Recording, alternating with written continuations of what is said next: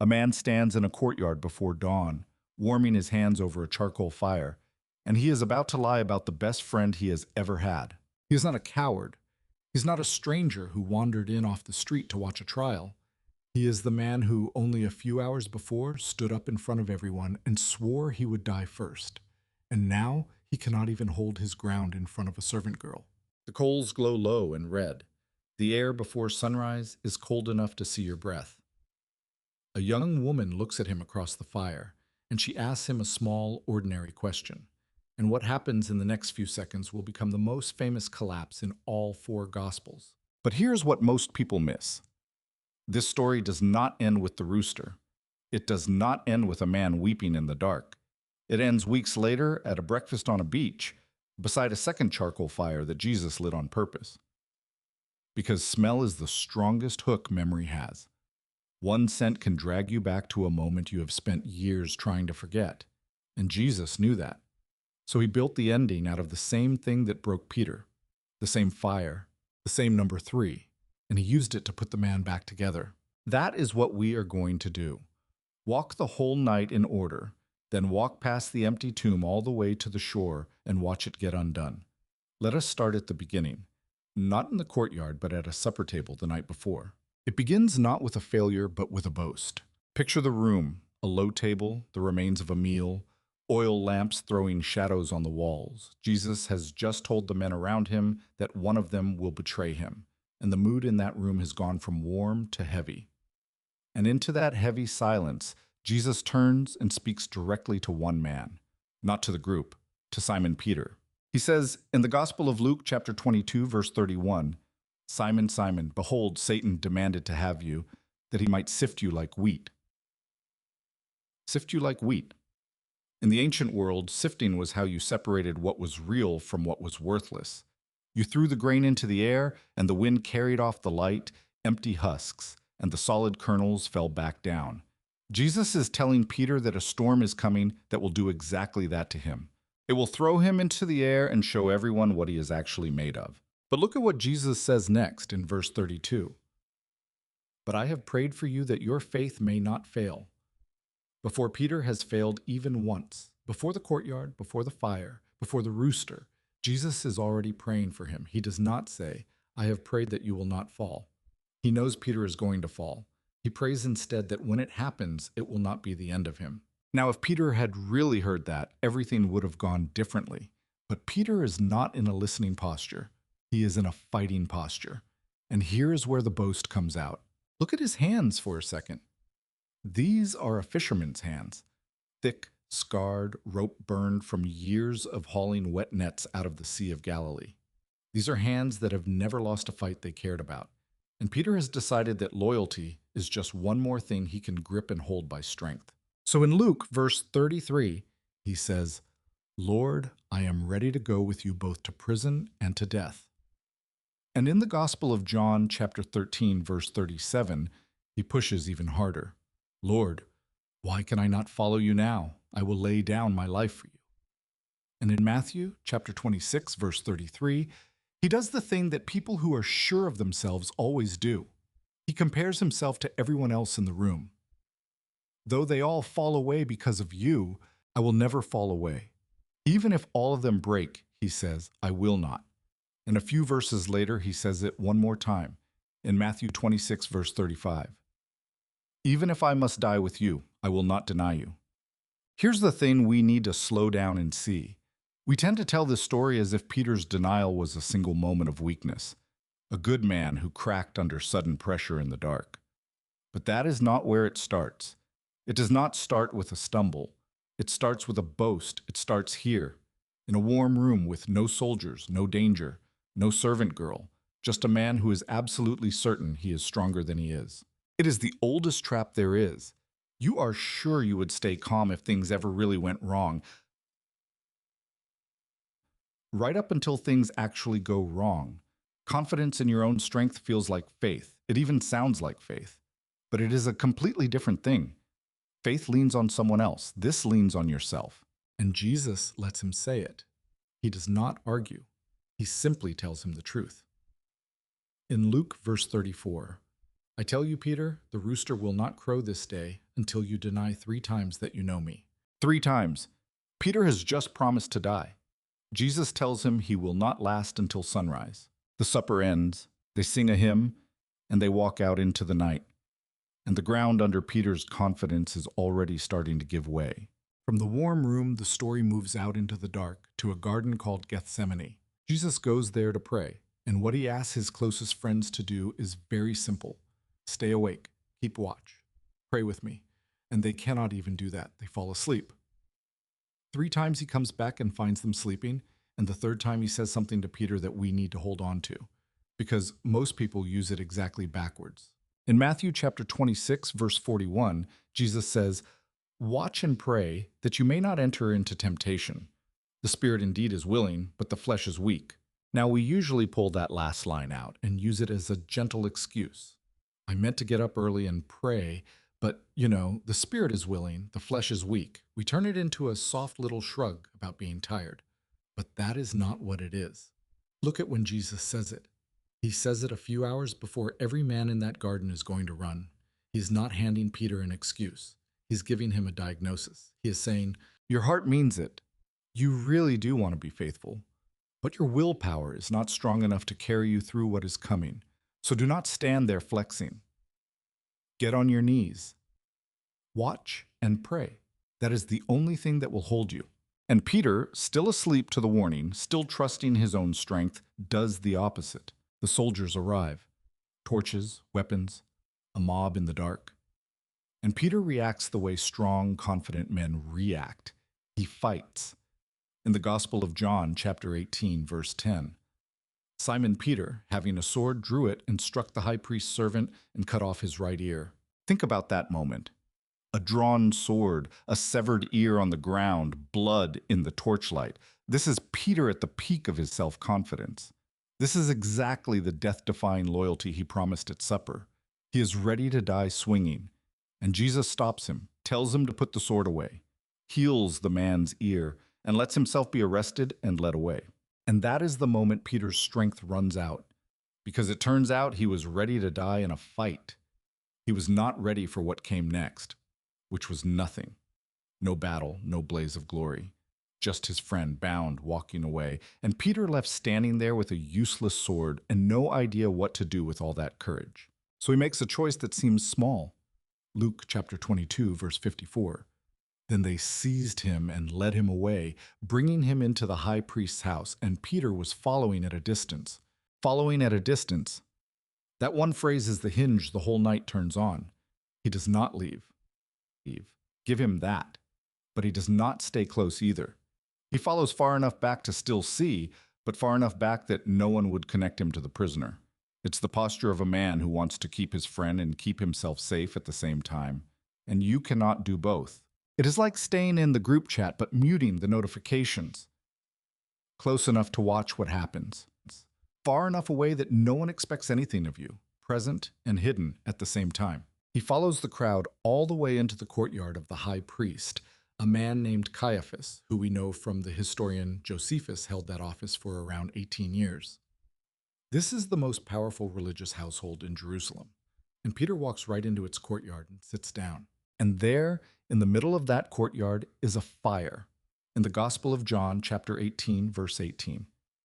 Now the servants and officers had made a charcoal fire because it was cold, and they were standing and warming themselves. Peter also was with them, standing and warming himself, because it was cold. That detail is real. Jerusalem sits about 2,500 feet up in the hills, and a spring night there gets genuinely cold. So a fire made sense. Everyone was drawn to it, and Peter, wanting to blend in, wanting to look like he belonged, steps up to the coals with everyone else and holds out those fishermen's hands. But firelight does one thing. It shows your face. A servant girl looks at him in that orange glow, and in John 18, verse 17, she asks it, "You also are not one of this man's disciples, are you?" It is barely even an accusation. It is almost casual. And the man who swore he would die first says, "I am not." In Mark's account, chapter 14, verse 68, he adds, "I neither know nor understand what you mean." Denial number 1. Not screamed, not dramatic. Just a quiet, cold little lie, mumbled over a fire to a girl who was not even really threatening him. That is how it starts. So look at where we have come in one night. A man who stood up and swore he would go to prison and death. Then a man swinging a sword in a garden. Sure, he could win by force. And now a man warming his hands at an enemy's fire, whispering that he never knew the person he loves most in the world. 3 scenes. The same person. If seeing Peter this clearly is helping you read this story in a way you have not before, then help us get it to someone else who needs it. Take 1 second to subscribe and leave a comment telling us where you are watching from. Because the fire is not done with him yet. One denial is a stumble. What happens next is a pattern.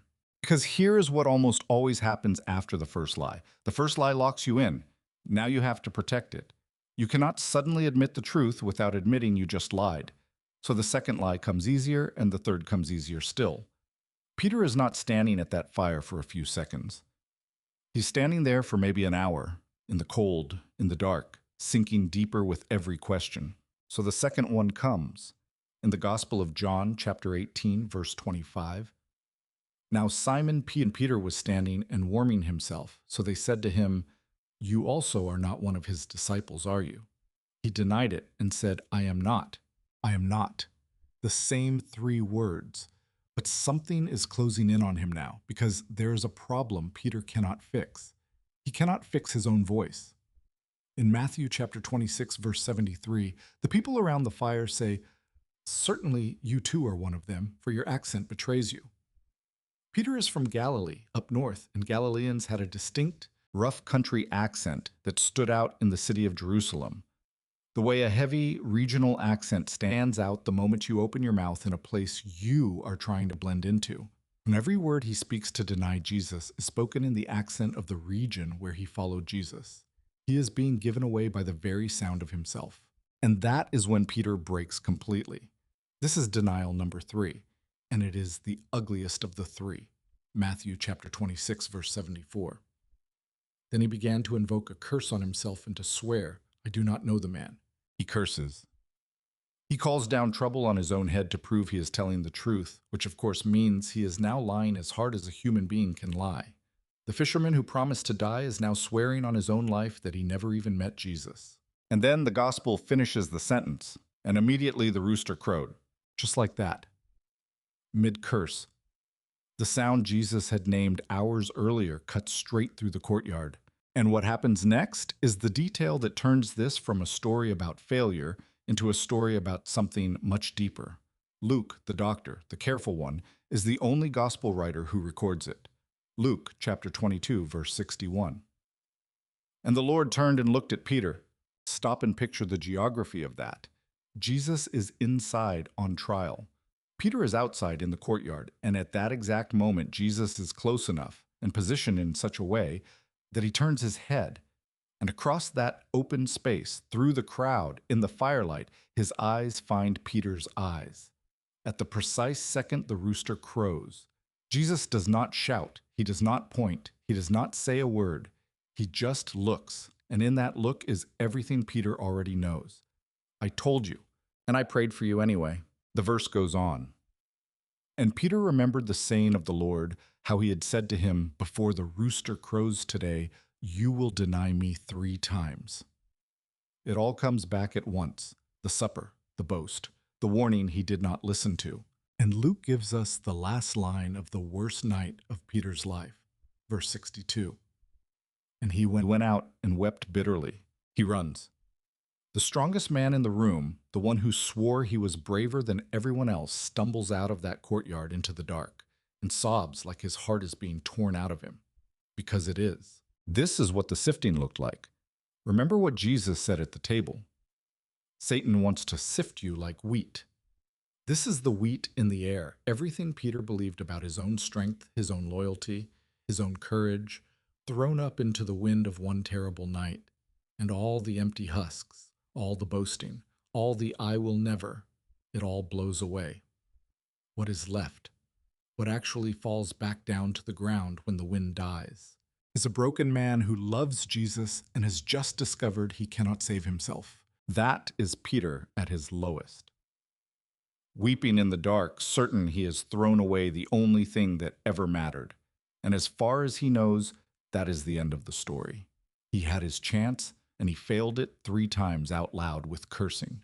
He does not know yet that the crow of a rooster is not the last sound in this story. But the crow of a rooster is not the last sound in this story. What comes next, Peter has to live through in silence, because between that courtyard and everything else, there is the cross. Peter watches from a distance again, as the man he denied is nailed to a Roman execution post and killed.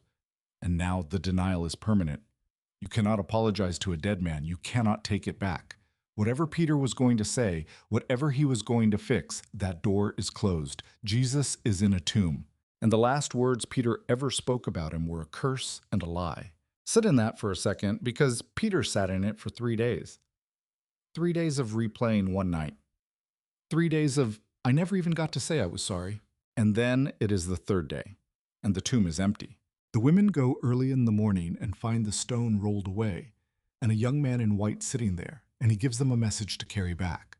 Now listen very carefully to how the message is worded, because there is one word in it that changes everything for the man we have been following. Mark chapter 16, verse 7. But go, tell his disciples and Peter that he's going before you to Galilee. There you will see him just as he told you. Tell his disciples and Peter. Why single him out? Peter is a disciple. He is the most famous of the disciples. Saying the disciples would already include him. So why does the risen Jesus specifically add the words in Peter? Here's why. Because Peter, right now, does not believe he is still on the list. In his own mind, he denied Jesus 3 times with cursing, and that took him out. He's disqualified. He removed himself. And Jesus, in the very first message he sends back from the other side of death, reaches past all the others and calls that one broken man by name, as if to say, do not let him think this does not include him. Make sure Peter hears his own name. He is not off the list. He was never off the list. That is the whole heart of the good news, tucked into one word. Jesus goes looking for the exact person who is sure he has been left behind, and he calls him by name. Peter hears it. And in the Gospel of John, chapter 20, verse 6, we see what he does with it. He runs to the tomb. He does not walk. He runs, and he goes straight in, and he saw the linen cloths lying there. The grave clothes, empty, lying where the body had been. It is starting to be real. But seeing an empty tomb is not the same as facing the person you betrayed. That is still ahead of him. So the disciples do what the message told them.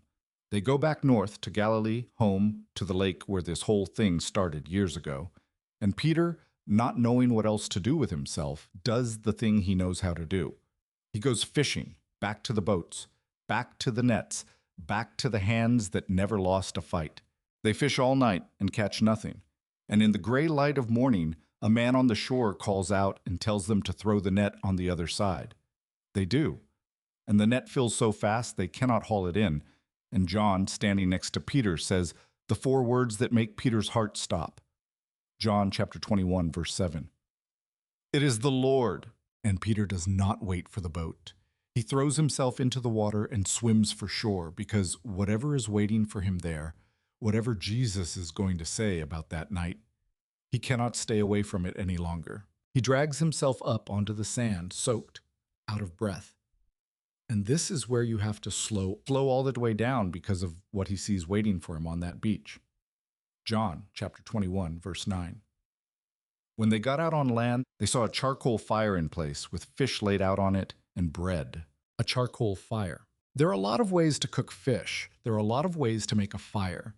But the Gospel of John uses a very specific phrase here, and it is the exact same specific phrase he used back in that courtyard. A charcoal fire. The only 2 times that exact detail appears in the entire gospel are these 2. The fire where Peter denied him, and the fire where Jesus is waiting to bring him back. That is not an accident. That is not the writer running out of words. Jesus built this. He got there first, gathered the coals, lit them, and let the smoke start to rise, knowing exactly what that smell would do to Peter, because scent goes straight to memory. The moment that charcoal smoke hits him, Peter is not only standing on a beach in the morning, he is also back in that courtyard, in the cold, hearing his own voice say, I do not know the man. And the fish is already cooking. And Jesus says, come and have breakfast. He did not summon Peter to a courtroom. He set a table. right on top of the memory of the worst thing Peter ever did, he built a breakfast. And now he is going to sit him down beside it and ask him 3 questions. And now we come to the fire, the second fire, and the 3 questions they eat first. Jesus hands them bread and fish in the morning light, and for a little while, nobody says the thing that is hanging over the whole beach. That net, by the way, had come up holding 153 fish. John counts them because he was there, and you remember the strange details of a morning like that for the rest of your life. But the fish are not the point. The point is the man beside the coals who cannot quite meet Jesus' eyes. And then Jesus turns to him, and he does the most surgically gentle thing in all 4 Gospels. He asks him in the Gospel of John, chapter 21, verse 15, "Simon, son of John, do you love me more than these?" Do you love me more than these? There it is again. More than these, the exact spot where Peter fell. Remember the boast? Even if all of them fall away, I never will. I am stronger than the rest. Jesus takes him right back to that word, more than these, and gives him the chance to answer it differently. And Peter, who once would have said yes, obviously more than anyone, does not compare himself to anyone this time. He just says, "Yes, Lord, you know that I love you." And Jesus says, "Feed my lambs." Then he asks again, verse 16, "Simon, son of John, do you love me?" No more than these this time. Just, "Do you love me?" And Peter says it again, "Yes, Lord, you know that I love you." And Jesus says, "Tend my sheep." And then a third time, verse 17, "Simon, son of John, do you love me?" And here the gospel tells us something about Peter's face. Peter was grieved because he said to him the third time, "Do you love me?" It hurt. The third question hurt, and of course it did, because there were 3 denials. 3 times Peter had said, "I do not know him," beside a fire in the cold. And now, beside another fire in the warmth of morning, Jesus asked 3 times, "Do you love me?" 1 question for every denial. He is not rubbing Peter's face in it. He's doing the opposite. He is going back to each one of those 3 wounds, one at a time, and healing it. Recording a clean take right over the ruined one. 3 lies, spoken over coals. 3 I love yous, spoken over coals. It matches exactly. And this time, Peter does not boast. He does not swear he is braver than everyone. He has nothing left to stand on except the truth. So he says, "Lord, you know everything. You know that I love you. Lord, you know everything," meaning you know the courtyard, you know the cursing. You know I could not hold my ground in front of a servant girl. You know all of it, and you are asking anyway. And Jesus says, "Feed my sheep." Do you see what he did there? Do you hear the echo in it? Jesus did not wait for Peter to climb back up to him. He went down. He walked back into the exact place where Peter failed. The same fire, the same smell, the same number 3. And he sat down in it, next to the man who broke there, and he did the healing on that ground. Not away from the wound, in it. That is what he does. He does not meet you after you have cleaned yourself up. He comes down to the worst thing you ever did, sits beside you in the smoke of it, and starts asking you gently whether you are ready to come home. Now Jesus tells Peter one more thing about how it ends. Verse 18. "When you are old, you will stretch out your hands, and another will dress you and carry you where you do not want to go." And John explains, this he said to show by what kind of death he was to glorify God. The man who ran from a servant girl is being told that one day he will not run. He will stretch out his hands and hold still. And here we have to be honest about what we know and what we do not. We do not know exactly how Peter died. The Bible does not describe it. There is an early tradition going back to Clement of Rome around the year 96 and later church historians that Peter was executed in Rome under the Emperor Nero, and some accounts say he was crucified. But those are traditions handed down by the church, not verses in Scripture, and an honest teacher tells you which is which. What Scripture actually gives us is this. Jesus told Peter he would stretch out his hands and glorify God with his death. And the man who could not stand firm in front of a girl by a fire, that man, when the end came, did not run. Whatever the details, that part held, because something had changed. And this is the whole point. He did not earn his way back. He did not fix himself first and then return. He did not white-knuckle his way into being braver. He simply stopped trusting his own strength, the very strength he had bragged about at supper, and started leaning on the one who came looking for him by name. So what do we carry out of this? First, the doctrine. Restoration is not God pretending your failure never happened. Look at how carefully Jesus went back to it. The fire, the 3 questions, all of it deliberate. He did not paper over the denial. He named it, walked back into it, and rebuilt Peter right there on the broken place. Grace does not erase the wound. It heals it, and it leaves you stronger where the break was. Second, what that means for you. Your worst night is not your last word. Peter's denial was loud, public, and repeated, and it was still not the end of his story. And notice, following at a distance is not the same as walking away.